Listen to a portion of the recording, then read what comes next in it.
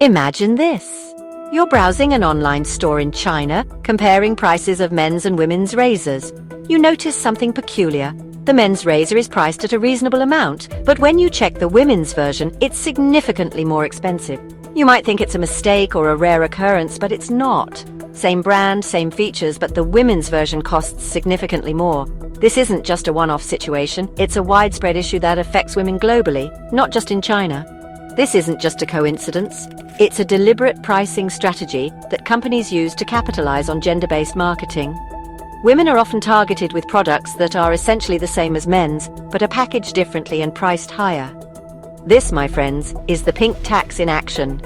It's an insidious form of price discrimination that many people aren't even aware of.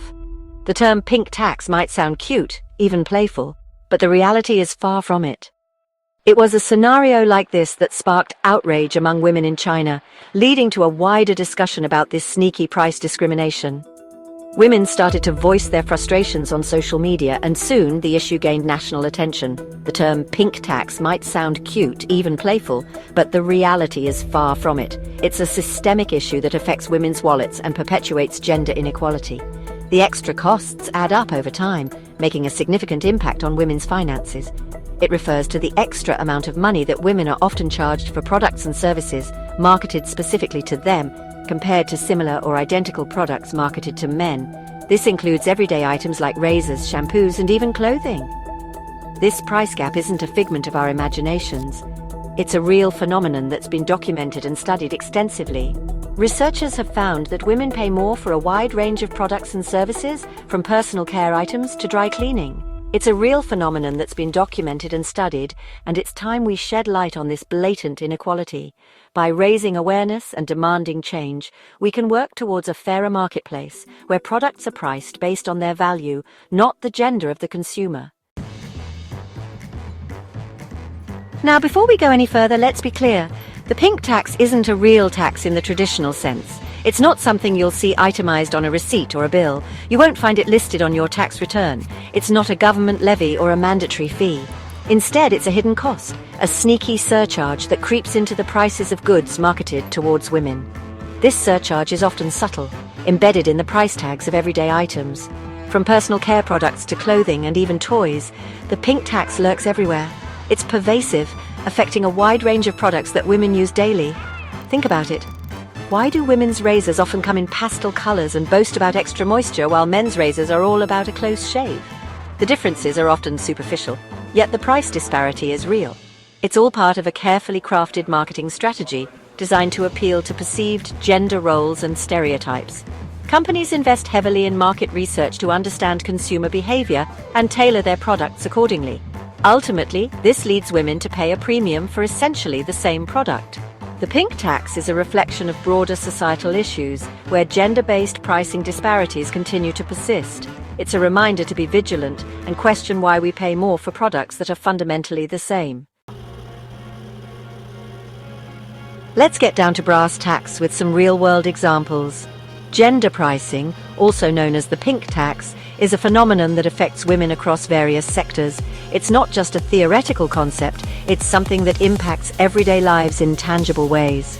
A 2015 study by the Department of Consumer Affairs in New York City found that on average, women's products cost 7% more than similar products for men.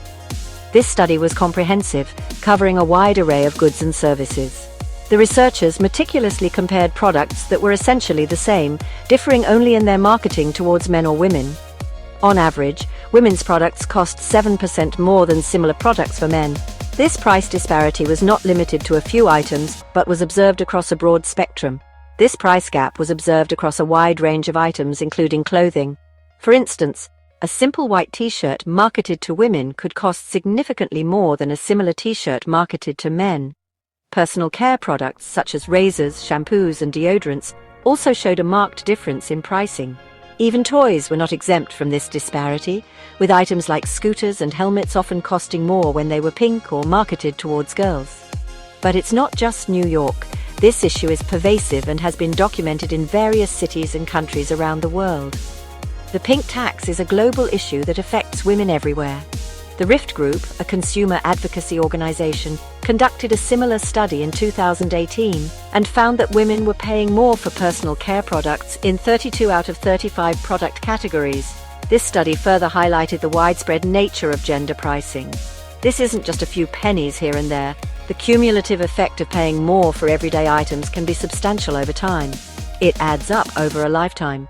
The financial burden of gender pricing can affect women's savings, investments, and overall financial health, making it a significant issue that needs addressing.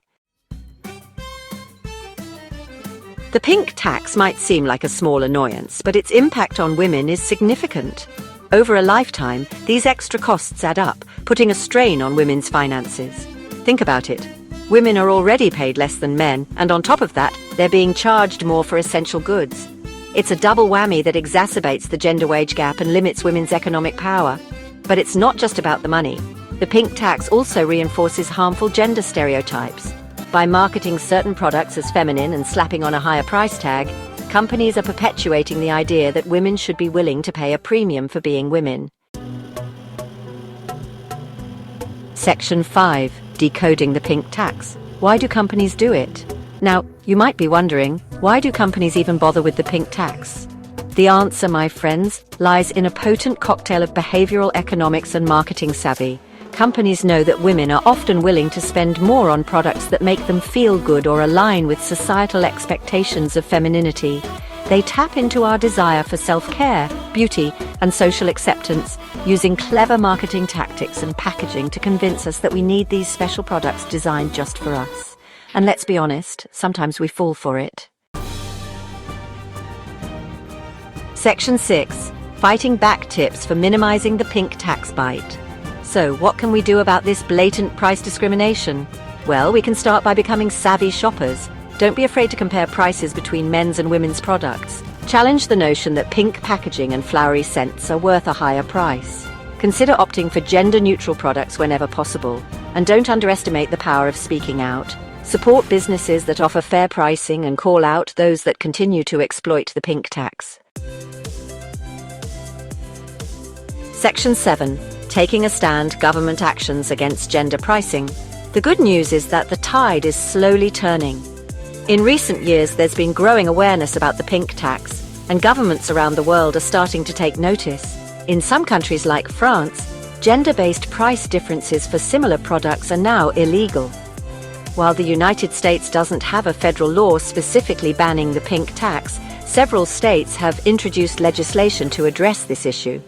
For instance, California passed a law in 1995 prohibiting businesses from charging different prices for services based on gender. Section 8. A final thought. Have you paid the pink tax?